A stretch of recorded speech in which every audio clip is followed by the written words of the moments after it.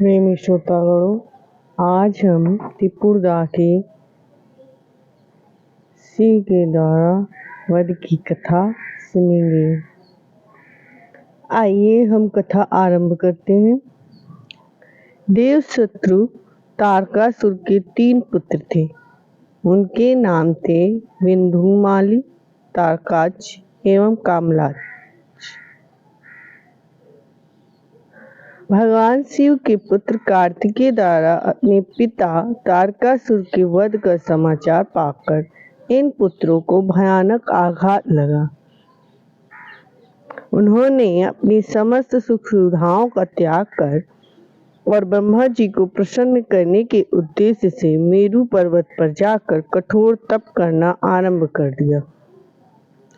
उनके द्वारा सहस्त्र वर्षों तक कठोर तप किए जाने के पश्चात ब्रह्मा जी प्रकट हुए।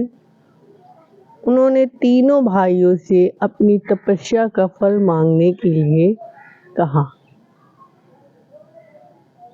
ब्रह्मा जी ने कहा, मैं आप तीनों की तपस्या से बहुत प्रसन्न हूँ। आप अपनी कामना अर्थात वरदान मांगे।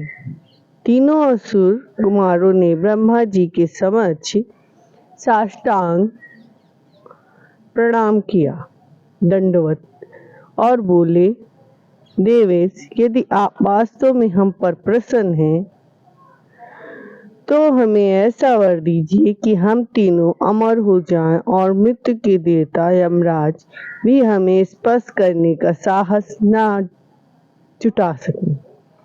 इस तरह से ब्रह्मा जी ने कहा, असुर, अमृत एक ऐसी चीज है जो किसी प्रकार से प्रदान नहीं की जा सकती। मेरी सलाह है कि आप लोग अमृत छोड़कर अन्य कुछ भी मांगें, मैं उसे देने में आपको समर्थ हूँ।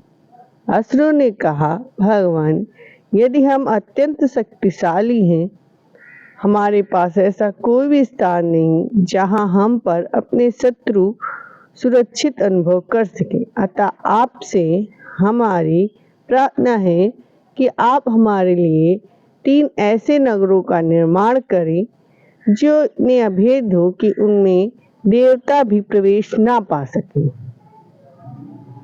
विंध्युमाली ने वज्र के समान कठोर लोहे का, तारकाच ने स्वर्ण व कमलाच ने चांदी के बने हुए अत्यंत विशाल नगर की याचना की। इसके पश्चात उन्होंने कहा, भगवान, ये तीनों गुण ध्यान के समय अभिजित मुहूर्त चंद्रमा के पुष्य नक्षत्र पर स्थित होने पर एक स्थान पर मिला करें।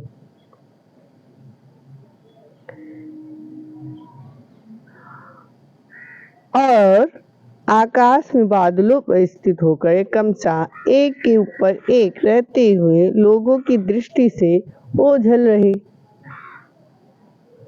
भगवान शिव के अतिरिक्त इन तीनों नगरों का कोई भी भेदन न कर सके।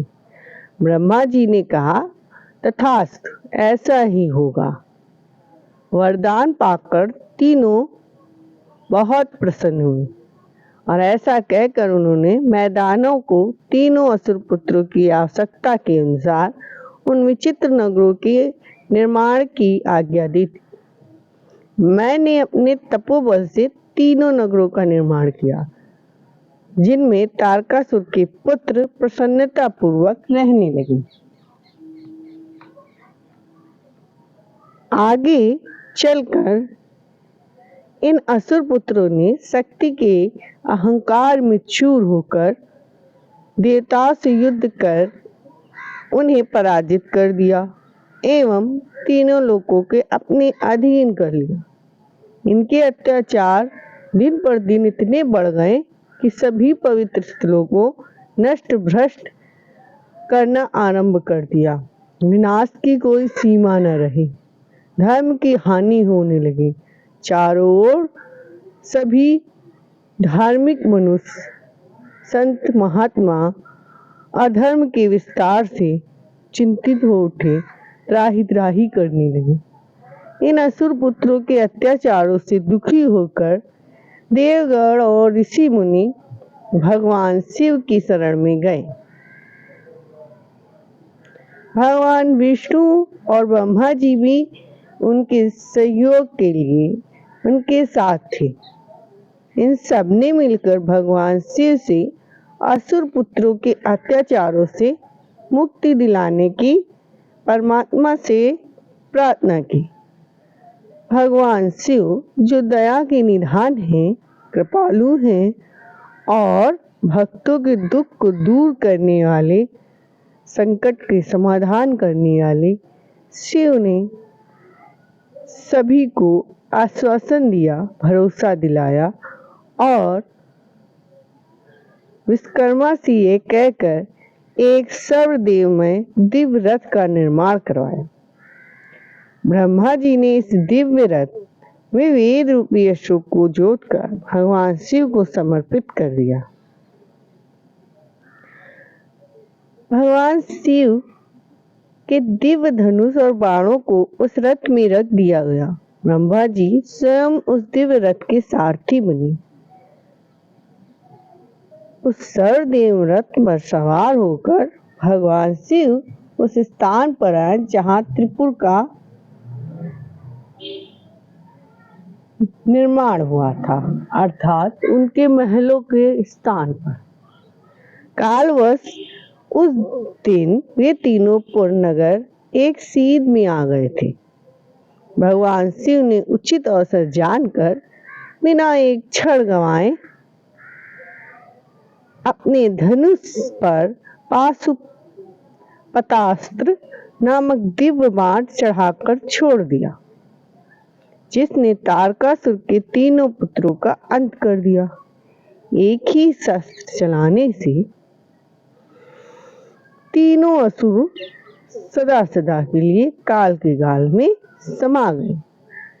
इस तरह से सभी को उन दुष्टों के अत्याचारों से मुक्ति मिल गई और सभी देवतागण और संत जन भगवान शिव की जय जयकार करने लगे। इस तरह से त्रिपुरदा तारकासुर के तीनों पुत्रों का अंत भगवान शिव के द्वारा हो गया। आगे की कथा में भगवान विष्णु द्वारा भगवान शिव की उपासना का भाव जानेंगे। अब हम कथा को यहीं विश्राम देकर आगे की कथा अगले भाग में सुनेंगे। श्री शिवाय नमस्तुभ्यं। जय शिव। ओम नमः शिवाय।